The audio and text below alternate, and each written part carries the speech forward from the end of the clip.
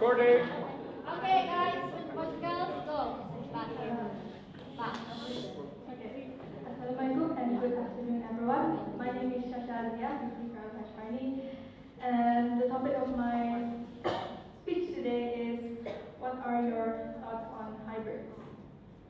Yeah. Okay, so my topic is a bit theoretical, and it might be a bit heavy, and I know you're all tired, but please bear with me. Okay, so before I touch on the main topic, first I'll start with the origin of hybrids, which supposedly comes from genetic engineering. Now, I say supposedly because there are some controversies of whether hybrids actually fall under genetic engineering or not. Because in order for hybrid, Okay, because in order to produce a hybrid, no DNA manipulation is required. However, it will be done in a controlled environment with light human intervention because it is not natural for different species to mate in the wild. Okay, so genetic engineering is where the DNA of an organism is modified or altered by humans.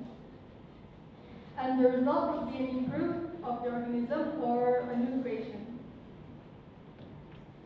It is not necessary for two animals or plants to be present in order for genetic engineering to take place.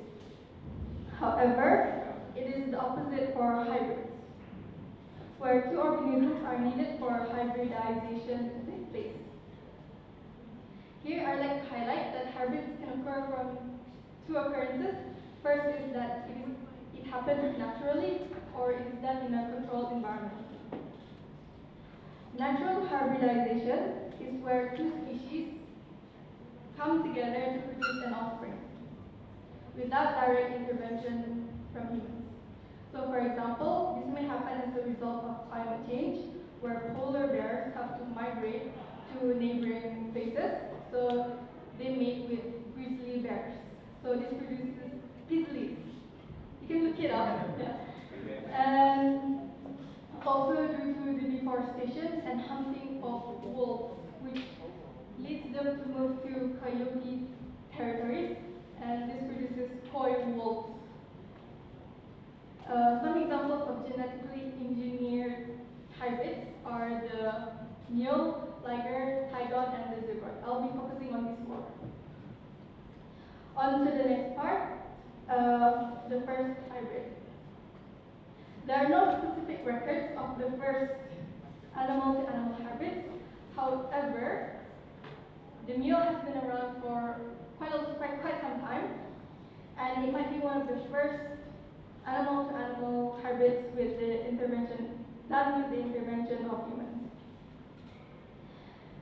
It is a hybrid between a male donkey, a jack, and also a female horse, a mare.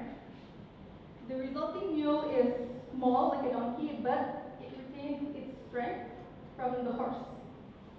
And this became a popular breed among farmers because they needed the strength of the mule to carry out tasks at the farm, but also at the same time saving space in the farm due to their small size. This is another way to differentiate between them. I'm sorry if you can't really see it from the back. Okay, next part of my speech is it ethical or unethical in practicing hybridization? I will use the previous examples as references as I said before. So first up, the liger and the tigon. The liger is the offspring between a male lion and a female tiger, and vice versa for the tigon. These hybrids typically inherit gigantism, which is when they are abnormally larger than, these hybrids typically inherit gigantism, which makes them abnormally larger than normal big cats.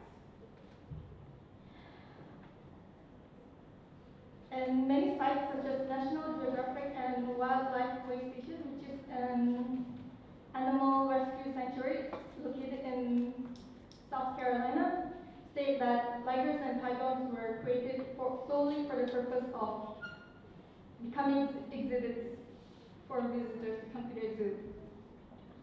Even some early lion to tiger hybrids were bred for entertainment purposes, like in 1897, where a German man called Karl Hagenbach, as owner of a circus and wild animal trader, had at least 2 tigers in his zoo.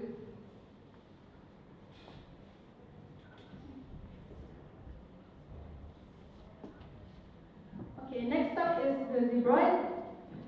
Zebroid. So this is a cross between a zebra and a horse, or sometimes donkey. They usually look like their horse parent, but with stripes.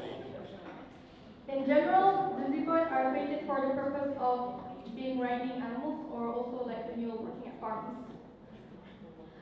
So you can see a male horse and a female horse, zebra, yeah, and all that. Many combinations. So, yeah, okay. So to end my speech, I would like to provide my opinion on the subject. Personally, I think there's really no legitimate reasons for hybrids to exist, especially ones that are genetically engineered. For example, the mule is bred for the purpose of working at farms. But nowadays, we have machines. The world is transitioning to a technological era where manual labor and animals will be eliminated in the production process.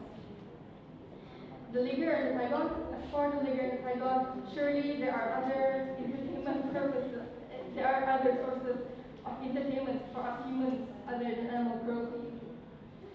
Think of it this way, a liger is bred into this world and it spends the rest of its life in a zoo, and we just look at it until it passes away. It does not know how the world outside really looks like. It is unlikely for it to be released in the wild because it is often sterile and thus not able to produce offspring. Compared to their parents, the normal big cats, who at least have a chance of being released in the wild, it is quite sad.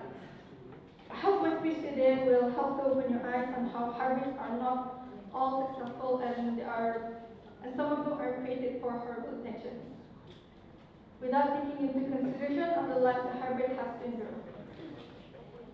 So that's all from my speech today.